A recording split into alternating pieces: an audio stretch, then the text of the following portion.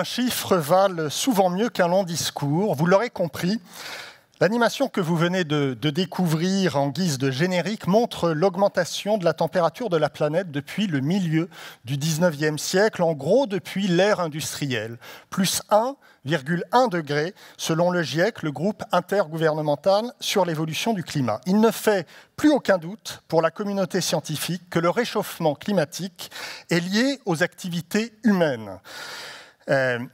Les climatologues du monde entier ont prouvé déjà depuis un certain temps que les gaz à effet de serre que nous rejetons dans l'atmosphère agissent comme une couverture autour de la Terre et retiennent la chaleur du Soleil. Au train où vont les choses, toujours selon le GIEC, la hausse de la température sera de 3 degrés d'ici 2100. 3 degrés d'ici 2100. Certains scientifiques disent même que ce seuil sera dépassé avant cette date. Les accords de Paris de 2015, signés lors de la COP21, appelaient à limiter le réchauffement planétaire à moins de 2 degrés au-dessus du niveau pré-industriel et dans l'idéal même 1,5 degré. Au-delà, les scientifiques nous disent que le dérèglement climatique sera irréversible. Alors que doit-on faire pour ne pas dépasser cette limite de 2 degrés en 2100 ? Pour y parvenir, les émissions planétaires de CO2 doivent baisser de 5% par an. Elles doivent baisser de 5% par an. Ce n'est pas un mince effort, évidemment, et on en est aujourd'hui très loin.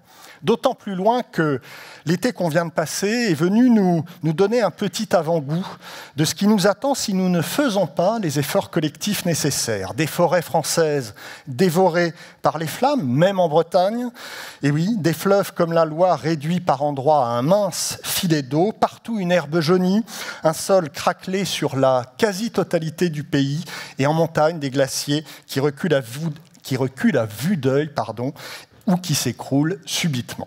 À beaucoup d'égards, cet été 2022 a pris des airs de film catastrophe en illustrant encore un peu plus les changements et les dérèglements du climat. Je parlais d'efforts collectifs, le moment n'a sans doute jamais été aussi bien choisi pour s'interroger sur ce que peut faire l'industrie du voyage d'affaires face au réchauffement climatique. Quelle part de cet effort collectif peut-elle prendre ? À l'heure où l'on parle de la fin de l'abondance, où le mot sobriété est le mot de la rentrée 2022, nous allons essayer de voir à travers 5 séquences, 5 temps forts, ce que cela peut signifier pour les entreprises, pour leurs voyageurs et pour leurs fournisseurs. Bonjour à tous, nous sommes ensemble jusqu'à 19h15 et je suis évidemment ravi, vraiment ravi d'être parmi vous pour présenter ces universités d'Air+, et encore plus ravi, avant d'entrer dans le vif du sujet, d'appeler à mes côtés la directrice générale d'Air+ en France. Je vous demande d'accueillir Julie Troussicot.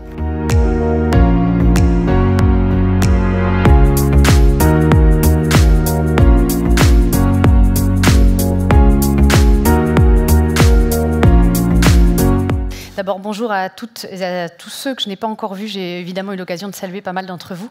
Je vais aller assez vite puisque Mathilde a déjà fait une introduction, une ouverture de cérémonie assez brillante tout à l'heure et vous a déjà remercié. Donc moi, je vais prendre juste quelques minutes pour vous parler du thème. Donc voyager ou préserver la planète, faut-il choisir ? C'est un thème qui d'abord me parle personnellement, me touche évidemment, mais au-delà évidemment de moi, c'est un thème qui touche tout le monde, particulièrement évidemment notre industrie et qui nous concerne tous.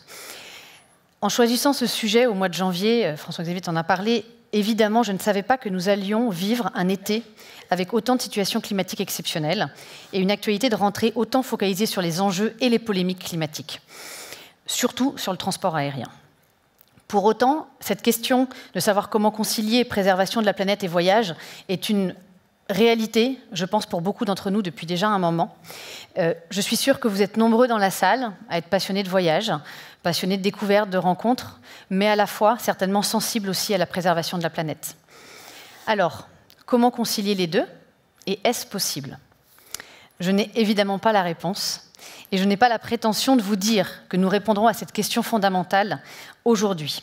En revanche, nous avons réuni des experts, avec évidemment François-Xavier, du sujet, qui vont nous aider à mieux comprendre les enjeux, partager leurs réflexions, leurs idées et leurs projets qui apportent déjà certaines réponses et certaines solutions. On le voyait tout à l'heure dans le pitch de la start-up, qui est des choses évidemment présentes et on n'est pas obligé d'attendre dans des années. Hop là. Donc, pardon. C'est donc avec conviction, passion et engagement que nous avons préparé cette conférence, en espérant évidemment que vous repartirez tous déjà avec des connaissances peut-être supplémentaires sur ce sujet aussi important, avec peut-être déjà des axes aussi de réflexion et sans doute encore plein de questions.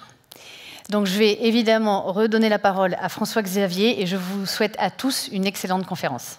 Merci beaucoup.